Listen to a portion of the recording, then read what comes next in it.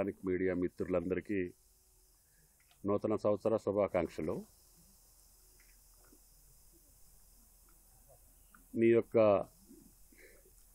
సహాయ సహకారాలతోటి సంవత్సర కాలం కాంగ్రెస్ ప్రభుత్వం తెలంగాణలో రెండవ ముఖ్యమంత్రిగా అధికారం చేపట్టినటువంటి రేవంత్ రెడ్డి గారి ప్రభుత్వంలో నన్ను వ్యవసాయ మంత్రిగా సంవత్సర కాలం ఆశీర్వదించినటువంటి మీ అందరికీ ప్రత్యేకంగా ధన్యవాదాలు. గతంలో కూడా గత 40 సంవత్సరాల నా రాజకీయ జీవితంలో అనేక ప్రభుత్వాల్లో అనేక శాఖల్లో నన్ను మీ ఇంటి సభ్యుడిగా, మీ మనిషిగా,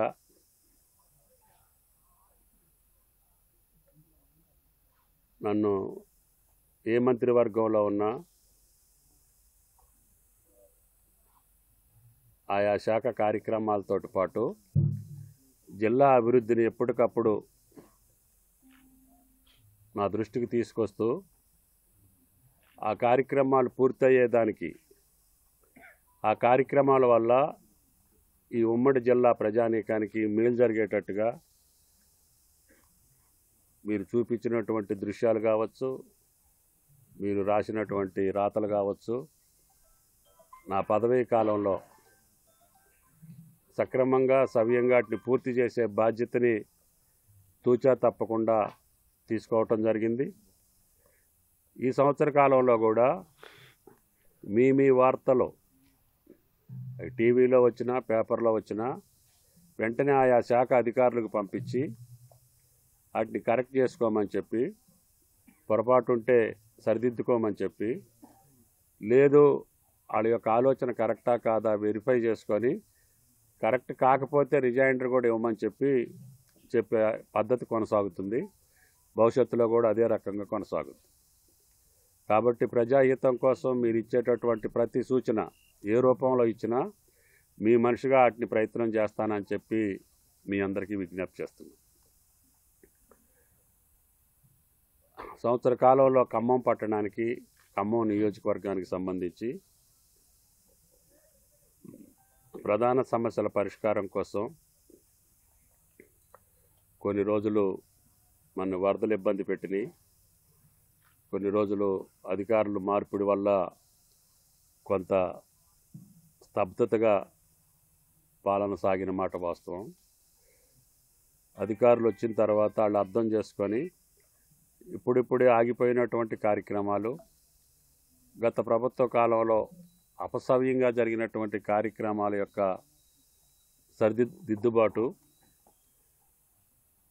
అంతకుముందు మనం అనుకున్నటువంటి కార్యక్రమాలని సత్వరంగా పూర్తి చేసేటటువంటి బాధ్యత ఈ ప్రభుత్వం రేవంత్ రెడ్డి గారి ఆధ్వర్యంలో తీసుకోవటం జరిగింది. దాంట్లో భాగంగా మీ పక్కనే ఉన్నటువంటి ఎలుగుమట్ల సుమారు 500 ఎకరాలు పైనుంది. దాన్ని ఆ రోజున మనం ఆ ప్రభుత్వ కాలంలో కూడా కార్యక్రమం మొదలుపెట్టాము. కానీ గత 10 సంవత్సరాలు ఆ కార్యక్రమాలు సక్రమంగా జరగకపోవటం, అది కూడా పురోగతి లేకుండా ఉండటం, దాన్ని ఈ సంవత్సర కాలంలో మళ్ళీ పురోగతిలో పెట్టి ఒక పట్టణంలో 500 ఎకరం ఎకో పార్కు దొరకటం అనేది మన అదృష్టం. నేను ఆ ప్రభుత్వంలోనే కొత్తగూడెం, సత్తుపల్లి, ఖమ్మానికి ప్రపోజ్ చేయటం, ప్రిలిమినరీ వర్క్స్ అన్నీ జరగటం జరిగింది. కానీ ఆ పనులన్నీ కూడా మళ్ళీ శిథిలమై కూర్చున్నాయి. మళ్ళీ వాటన్నింటినీ పునరుద్ధరించడంతో పాటు ఖమ్మం పట్టణానికే కాకుండా, ఈ జిల్లా ప్రజలకే కాకుండా, ఈ రాష్ట్ర ప్రజలకి ఒక మంచి జూ పార్క్ లాంటిది అన్ని వయసులో ఉన్నటువంటి సమాజానికి ఉపయోగపడేటట్టుగా, ఇప్పుడు నెహ్రూ జువాలజికల్ పార్క్కి ఏ రకంగా సందర్శకులు వెళ్ళి సేద తీరుతున్నారో, ఆనందిస్తున్నారో, ఆస్వాదిస్తున్నారో, అటువంటి పరిస్థితి మన వెలుగుమట్లకు రావాలనేది నా ఉద్దేశం. దానికి ఈ మధ్య కాలంలోనే మళ్ళీ ప్రాజెక్ట్ రిపోర్ట్ తయారు చేసి ముందుకెళ్తున్నాం. దాంతో పాటు చరిత్ర మనకు అందించినటువంటి పూర్వీకులు మనకి ఇచ్చినటువంటి ఖమ్మం కిల్లా, దానికి ఒక చరిత్ర ఉంది. పూర్వపు రాజులు నిర్మాణం చేసినటువంటి దాన్ని ప్రజా బాహుళ్యంలోకి తీసుకొచ్చి దాని మీదకి ఒక రోప్వే కన్స్ట్రక్ట్ చేస్తే అందరం అన్ని వేళలా, ముఖ్యంగా ఖమ్మం ప్రజలకే కాకుండా ఆ చారిత్రక కట్టడాన్ని సందర్శించడంతో పాటు పైన ఏదేదైతే ఫుడ్ పార్కులు కావచ్చు, లేకపోతే షాపులు కావచ్చు, లేకపోతే హస్తకళలకు సంబంధించినటువంటి వస్తువులు కావచ్చు, రోజు సాంస్కృతిక కార్యక్రమాలు జరిగేటట్టుగా కూడా అక్కడ ఏర్పాటు చేస్తే, ఇప్పుడు హైదరాబాద్ శిల్పారామం ఏ రకంగా ప్రజలందరూ వెళ్ళి ఆస్వాదిస్తున్నారో అదే పద్ధతుల్లో ఎలుగుమట్ల, అదేవిధంగా ఖమ్మం కిల్లా కావాలనేది నా మనసులో మాట. దానికి తగ్గట్టుగా కార్యక్రమాలు రూపొందించడం జరిగింది. ఖమ్మం కిల్లాకి కూడా రోప్వే శాంక్షన్ చేశాము. డిజైన్కి సంబంధించి వాళ్ళు టెండర్ పిలిచారు, కానీ నాకెందుకో స్టేషన్ దగ్గర కొద్దిగా పార్కింగ్ తక్కువ కనపడుతుంది. దాన్ని ఏ రకంగా సాల్వ్ చేయాలి ఏంటి అనేది మన వాళ్ళు ఒకసారి చూడమని చెప్పాను. దాన్ని కూడా ఈ నెలాఖరికల్లా, అంటే వచ్చే కొత్త సంవత్సరంలో ఆ పనులు కూడా ప్రారంభించాలనేది. ఇటు ఎలుగుమట్ల, అటు ఖమ్మం కిల్లాకి సంబంధించి ఇది శాశ్వతమైనటువంటి ప్రాతిపదిక మీద ఖమ్మం పట్టణంలో ఇప్పుడు బ్రీతింగ్ ప్లేస్ పెద్దగా లేదు. పోయినసారి చేసినటువంటి మన లకారం తప్పితే ఏమాత్రం కూడా చిన్న పార్కు కూడా సక్రమమైనటువంటిది ఖమ్మం ప్రజలకు అందుబాటులో లేదు. కాబట్టి ఈ రెండింటినీ తయారు చేయాలనేది మా ప్రభుత్వ ప్రతిపాదన. ఆ కార్యక్రమాలు కొనసాగిస్తాను. అదేవిధంగా మొన్న వరదలు మీరు చూశారు. కనివిని వర్షపాతం పడటం మూలాన మునేరు పెద్ద ఎత్తున 36 అడుగుల పైన ప్రవహించటం, బ్యాక్ వాటర్కి సంబంధించి మనకు ఉన్నటువంటి పై చెరువులు బాలాపేట, లేకపోతే ఖానాపురం, ఈ చెరువులన్నీ ఓవర్ఫ్లో అయ్యి ఖమ్మం పట్టణం మీదకి వచ్చి ఖమ్మం పట్టణంలో ఉన్నటువంటి అనేక డివిజన్ల ముంపుకు గురయ్యి ప్రజలు ఈతి బాధలు పడ్డటువంటి పద్ధతి మీరు కళ్ళారా చూశారు, అందరికీ చూపించారు.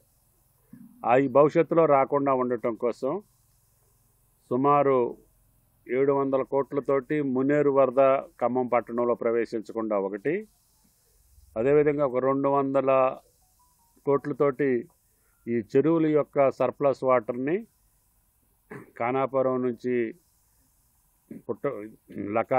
లకారం నుంచి దంసలాపురం చెరువు మీదుగా మళ్ళీ ఖమ్మం పట్టణ దిగువన ఈ వరద మొత్తాన్ని నదిలో కలిపేటట్టుగా ఒక 220 కోట్లతోటి ఒక కార్యక్రమాన్ని శాంక్షన్ చేశాం. అది కూడా రేపు ఈ నెలలో జనవరిలోనే పనులు ప్రారంభిస్తాం. అంతేకాకుండా విస్తరిస్తున్నటువంటి ఖమ్మం పట్టణానికి ఇంకా డ్రింకింగ్ వాటర్ పైప్ లైన్లు వేయాల్సినటువంటి అవసరం ఉంది. కేంద్ర ప్రభుత్వ సహకారాన్ని తీసుకొని దానికి కూడా ఒక 220 కోట్లు మంచినీటి పథకానికి కూడా రేపు రాబోయే కొద్ది రోజుల్లోనే టెండర్స్ పిలిచి ఆ కార్యక్రమాలు కూడా మొదలు పెట్టాలని. అదేవిధంగా విద్యాపరంగా మెడికల్ కాలేజీ ఒక మంచి స్థాయిలో ఉండటం కోసం 35-40 ఎకరాలు ఖమ్మంకి అతి సమీపంలో తీసుకొని ఆ యొక్క మెడికల్ కాలేజీ భవన శంకుస్థాపన వీలైతే ఫస్ట్ వీక్లో ఒకరోజు అటో ఇటో. పోయినసారి అనుకున్నాం, ఆ మంత్రి గారికి ఆ రోజు కుదరలేదు. రేపు ఈ ప్రధానమంత్రి గారు ఇది మాజీ ప్రధాని ఇదైంది కాబట్టి 3వ తారీఖు దాకా కార్యక్రమాలు చేసేదానికి అవకాశం లేదు. కాబట్టి ఫస్ట్ వీక్లో ఏదో ఒక రోజున 7th కానీ 8th కానీ వైద్య శాఖ మంత్రి గారితో ఆ పనులు కూడా శంకుస్థాపన చేయడం జరుగుతుంది. అంతేకాకుండా నాకు తెలిసి 46 ఉమ్మడి జిల్లా మండలాలకి ప్రతి మండలంలో ఏదో ఒక చెరువో, లిఫ్టో, డ్యామో ఏదో ఒకటి నిర్మాణం చేశా. కానీ ఒక రఘునాథపాలెం మండలానికి టెరైన్ అంటే దాని యొక్క కాంటూర్ లెవెల్స్ ఎక్కడా పర్మిట్ కాలేదు. కాబట్టి బుగ్గవాగు నుంచి సర్ప్లస్ వాటర్ తీసుకొచ్చి ఆ చెరువులు నింపాలని చెప్పి ఇక్కడ ఎమ్మెల్యేగా ఉన్నప్పుడు బుగ్గవాగు మీద చెక్ డ్యామ్ కట్టి ఆ స్కీమ్ శాంక్షన్ చేశాం. దాని తర్వాత టీఆర్ఎస్లో కూడా 2 సార్లు 30 కోట్లు ల్యాండ్ ఎక్విజేషన్కి కెనాల్కి తీసుకొచ్చాం. కానీ గత 10 సంవత్సరాలు అది సాధ్యం కాలేదు. కాబట్టి అది వర్షం వచ్చినప్పుడు పనిచేసేటటువంటి సోర్సు.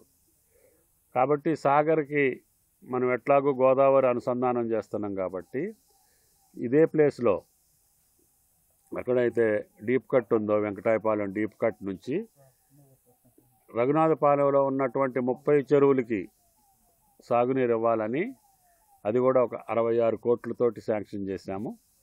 మీరందరూ అనుమతిస్తే సంక్రాంతి పండుగ రోజున ఆ పనులు కూడా ప్రారంభించాలనేది నా కోరిక. అదేవిధంగా ఒక సంస్కృతి సంప్రదాయాలు కలిగినటువంటి పెద్ద సంస్థ, ప్రపంచ దేశాల్లోనే పేరెన్నికగిన స్వామినారాయణ ట్రస్ట్, ఆ స్కూలు యొక్క క్రమశిక్షణ కానీ దాంట్లో విద్యా విధానం కానీ మన ప్రాంత పిల్లలకు కూడా ఉపయోగపడాలని ప్రత్యేకమైనటువంటి జీవోతోటి క్యాబినెట్లో ముఖ్యమంత్రి గారి యొక్క సహకారంతో వాళ్ళను కూడా ఈ జిల్లాకు తీసుకురావడం జరిగింది. వాళ్ళు కూడా త్వరగా కార్యక్రమాన్ని ప్రారంభించమని చెప్పాడుగా. సరే, ప్రభుత్వ పరంగా వచ్చేటటువంటి ఇంటిగ్రేటెడ్ స్కూల్ ఒకటి అన్ని నియోజకవర్గాల్లో ఇస్తున్నారు. దానికి కూడా మనం కార్యక్రమం తీసుకున్నాం. అదేవిధంగా ప్రధాన సమస్య ఖమ్మం పట్టణానికి అండర్ గ్రౌండ్ డ్రైనేజీ ఒకటి తయారు చేయమని చెప్పాం. అది ఎంతైనా కావచ్చు, ఎస్టిమేట్ వస్తే ఈ పదవీ కాలంలో దాన్ని కూడా పూర్తి చేయాలనేది నా కోరిక. ఇంకా రహదారులు కొన్ని వైడెన్ చేయాల్సినవి ఉన్నాయి, ప్రజలు అడుగుతున్నారు కూడా. వాటిని కూడా స్థానిక నాయకత్వం మిగతా వాళ్ళతో కూడా సంప్రదించి ఏ రోడ్డు అయితే ఏ రహదారి అయితే అత్యవసరంగా, అది ఆర్టీఓ ఆఫీస్ రోడ్డా, ఆర్డీఓ ఆఫీస్ రోడ్డా, రైల్వే రోడ్డా, ఎక్కడైతే రోడ్డు వైడనింగ్ ఉంటే అభివృద్ధి దానంతటికి అదే వస్తుంది. కాబట్టి ఖమ్మం ప్రజలను కోరేది ఏంటంటే మీ రహదారుల్ని మీరు ఎడల్పు చేసుకునే ప్రయత్నం చేసుకుంటే మీకు సౌకర్యం, ప్రజలకు సౌకర్యం, పట్టణ అభివృద్ధికి సౌకర్యం. కాబట్టి దాన్ని కూడా రేపు మాస్టర్ ప్లాన్లో కొన్నిటిని ఈ 4 సంవత్సరాల్లో చేయాలనేది నా కోరిక. అదేవిధంగా మొన్న ప్రకాష్ నగర్ బ్రిడ్జి మీ వరదల్లో కొంత డిస్టర్బ్ అయింది, పనులు పూర్తవని ఇప్పటికి ఒక 2-3 పిల్లర్స్ని సెట్ చేశారు. మిగతా చిన్నవి ఉన్నాయి. వాటిని కూడా 1-2 నెలల కాలంలో ప్రకాష్ నగర్ బ్రిడ్జిని మళ్ళీ యథాస్థితికి తీసుకొచ్చి దాన్ని ఉపయోగంలోకి తీసుకురావటం. పాత బ్రిడ్జి ఎప్పుడైతే నిజాం గారు నిర్మాణం చేసి 130-140 సంవత్సరాలు అవుతుందో ఆ స్థానంలో కేబుల్ బ్రిడ్జి నిర్మాణం కూడా ఈ ప్రభుత్వం క్యాన్సిల్ చేయాలన్నా కుదరదని చెప్పి అది ఖమ్మానికి ఒక మణిహారంగా మిగులుద్ది. కాబట్టి ఎట్టి పరిస్థితుల్లో దాన్ని కొనసాగించాలని చెప్పి కార్యక్రమం కొనసాగుతుంది. ఈ సీజన్లో చాలా భాగం పూర్తయి ఈ సంవత్సరాంతానికి అది పూర్తి కావాలనేది నా కోరిక. దాని తర్వాత మీకు గతంలో కూడా చాలాసార్లు చెప్పాను, జాతీయ రహదారులకు సంబంధించి ఖమ్మం పట్టణం చుట్టూ జాతీయ రహదారులు వచ్చేటట్టుగా నాకు గత ప్రభుత్వంలో వచ్చినటువంటి అవకాశాన్ని వాడుకొని సూర్యాపేట ఖమ్మాన్ని, ఖమ్మం నుంచి రాజమండ్రి వెళ్ళే రోడ్డుని ఇటు దంసలాపురం మీదుగా తీసుకెళ్ళాము. అదేవిధంగా కోదాడ నుంచి కొరి వెళ్ళే రోడ్డుని ఆ భాగం నుంచి తీసుకెళ్ళాము. అదేవిధంగా కౌటాల నుంచి అమరావతికి వచ్చే రోడ్డుని ఈ పక్కకు తీసుకొచ్చాము, ఇల్లెందు రోడ్డు నుంచి. ఈ 3 రోడ్ల ద్వారా కొంత భాగం మిగిలింది, కొరివి రోడ్డు నుంచి ఇల్లెందు క్రాస్ రోడ్డుకి. ఈ జాయింట్ కలిపితే ఖమ్మానికి రింగ్ రోడ్డు అవుతుంది. కాబట్టి సూర్యాపేట ఖమ్మం పూర్తి అయిపోయిన తర్వాత, ఖమ్మం కోదాడ పూర్తి అయిన తర్వాత ఇప్పుడు పొన్నకల్లు నుంచి రాజమహేంద్రకి పూర్తవుతుంది. ఎంతవరకు తొందరగా వీలైతే అంతవరకు, వీలైతే ఉగాదికి అటో ఇటో గంటలో రాజమహేంద్రవరానికి పోయేటట్టుగా పనులు పూర్తి చేస్తున్నాం. దానికి మెయిన్ అడ్డీలు ఏంటంటే దంసలాపురం దగ్గర రైల్వే ఫ్లైఓవర్ రావాలి. అది కొంచెం టెక్నికల్గా ఆ సంస్థ డిజైన్ ఇవ్వటం లేట్ అయింది. ఈ ప్రభుత్వంలో మాట్లాడాను, రైల్వే మినిస్టర్ గారితో మాట్లాడాను. దాని తర్వాత స్టాండింగ్ కమిటీతో కూడా మాట్లాడితే దానికి క్లియరెన్స్ ఇచ్చారు. ఆ పనులు కూడా ఫ్యాబ్రికేషన్ జరుగుతుంది. ఈ రకంగా జాతీయ రహదారులతోటి హైదరాబాద్ ఓఆర్ఆర్ మాదిరిగా మనకి రహదారి సౌకర్యాలు రాబోతున్నాయి. అప్పుడు ఖమ్మం పట్టణం ట్రాఫిక్ ఫ్రీ అయ్యేదానికి అవకాశం ఉంది. కేవలం ఖమ్మం పట్టణంలో పని ఉండేవాళ్లే ఖమ్మం పట్టణంలో దిగుతారు తప్పితే ఈవెన్ వైరా వాళ్ళు కూడా మీ దగ్గరికి రారు. అటు ఇల్లెందు వెళ్ళేవాళ్ళు అటు వెళ్ళిపోతారు, కోదాడు వెళ్ళేవాళ్ళు పొన్నికల్ నుంచి ఆ రోడ్డుకి వెళ్ళిపోతారు. ఎక్కడ కూడా ఖమ్మం ట్రాఫిక్కి ఫ్రీ ఇది ఉంటుంది. అప్పుడు ఖమ్మం పట్టణం వెసులుబాటు వస్తుంది ట్రాఫిక్ పరంగా. అదేవిధంగా సాగునీటికి సంబంధించి మీకు మా యొక్క రాజకీయ కోరిక మీకు మొదటి నుంచి చెప్తున్నా. మన ఎన్నికల్లో కూడా నేను గత ప్రభుత్వంలో ఉన్నా ఈ ప్రభుత్వంలో ఉన్నా నా ప్రధానమైన కోరిక గోదావరి జలాలు 10 నియోజకవర్గాలకి రావాలని. అది మొన్న ముఖ్యమంత్రి గారితో తీసుకొచ్చి ఆయనతోటి స్విచ్ ఆన్ చేసి 100 కిలోమీటర్ల వరకు కెనాల్ని పూర్తి చేసుకొని మనకు అవసరం అయినప్పుడు వైరా ప్రాజెక్టు కాడ నుంచి కింది భాగం నీళ్ళు వచ్చేటట్టుగా రాజీవ్ లింక్ కెనాల్ అని పూర్తి చేసి ఆ ప్రాజెక్టుని రెడీకి పెట్టుకోవటం జరిగింది. ఈ సంవత్సరం సత్తుపల్లి అశ్వరాపేట నియోజకవర్గాలకు సంబంధించి ఒక టన్నెల్ ఉంది. యాతాలకుంట దగ్గర టన్నెల్ పని జరుగుతుంది. అది కూడా ఎట్టి పరిస్థితుల్లో జూన్ జూలైకి టన్నెల్ పూర్తయితే మళ్ళీ స్వాతంత్ర దినోత్సవం రోజుకి గోదావరి జలాలు సత్తుపల్లి అశ్వరాపేట నియోజకవర్గాలకి తాకాలనేది నా కోరిక. అదేవిధంగా ఈ ప్రభుత్వ కాలంలోనే జూలూరుపాటు టన్నెల్ పూర్తయితే పాలేరుకి గోదావరి జలాలు వస్తాయి.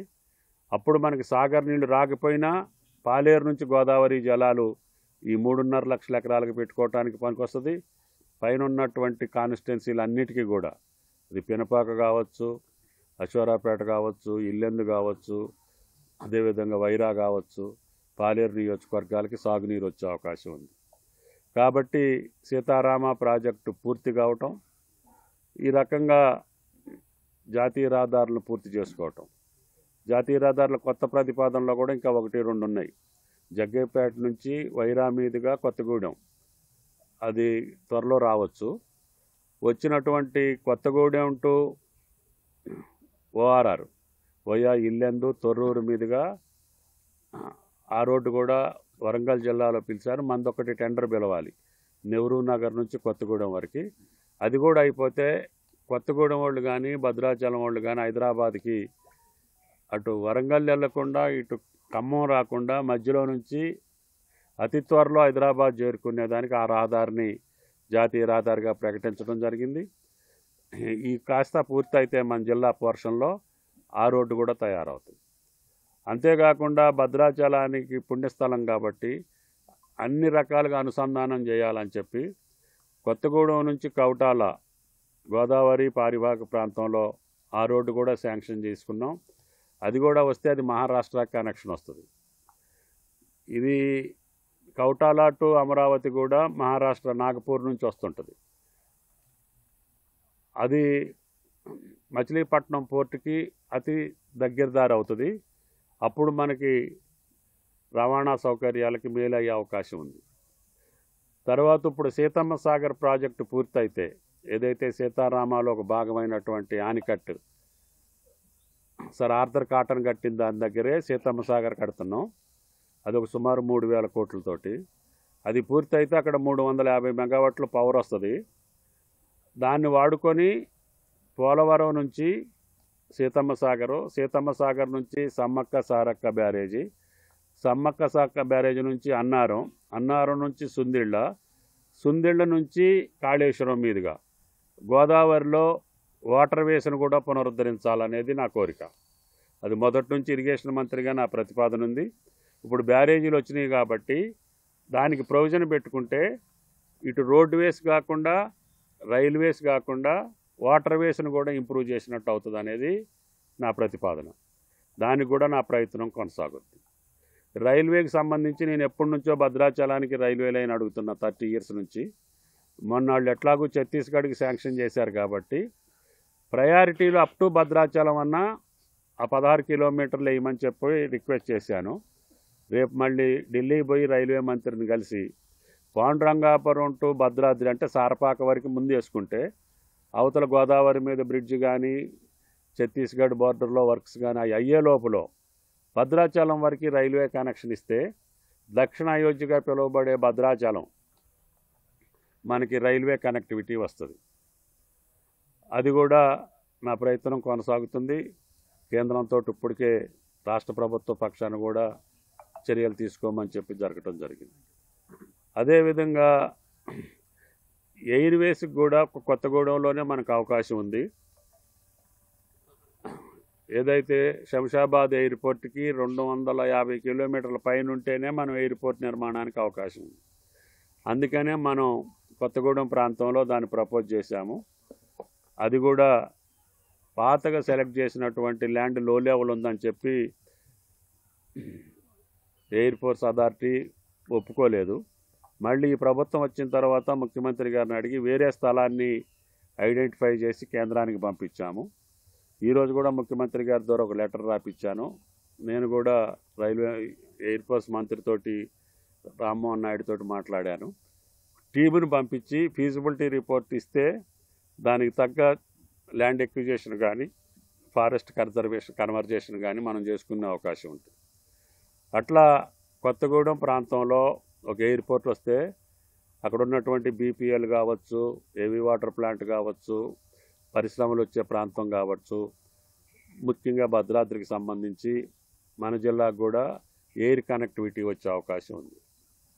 దాంతో పాటు కొత్తగూడెంలో ఇంజనీరింగ్ కాలేజీ ఉంది. అది గతంలో కాకతీయ యూనివర్సిటీ కింద మైనింగ్ కాలేజీని ఇంజనీరింగ్ కాలేజీ చేశాం. దాన్ని యూనివర్సిటీగా ప్రకటించమని చెప్పి ముఖ్యమంత్రి గారికి చెప్పడం జరిగింది. దాని మీద స్టడీ జరుగుతుంది. ముఖ్యంగా దాన్ని ఎర్త్ సైన్సెస్ అని భూగర్భంలో ఉన్నటువంటి ఖనిజాన్వేషణకి సంబంధించినటువంటి సబ్జెక్టులన్నీ. ఎందుకంటే నాకు తెలిసి ఖమ్మం జిల్లాలో, ముఖ్యంగా కొత్తగూడెం జిల్లా, ఖమ్మం జిల్లాలో చాలా రకాల మైన్స్ ఉన్నాయి, ఖనిజాలు ఉన్నాయి. ఆ ఖనిజ సంపదకు సంబంధించినటువంటి సబ్జెక్టులను అందుట్లో పెడితే ఎట్లాగ ఇంజనీరింగ్ కాలేజీ ఉంది కాబట్టి మీరు యూనివర్సిటీగా డిక్లేర్ చేస్తే దానికి భవిష్యత్తు ఈ ప్రాంత ప్రజానీకానికి కానీ ఈ రాష్ట్రానికి కానీ ఉపయోగపడుద్దని చెప్పడం జరిగింది. అది ఇప్పటివరకు మన రాష్ట్రంలో కానీ మన చుట్టుపక్కల ఎక్కడ ఉన్నట్టు నాకు వైనం లేదు.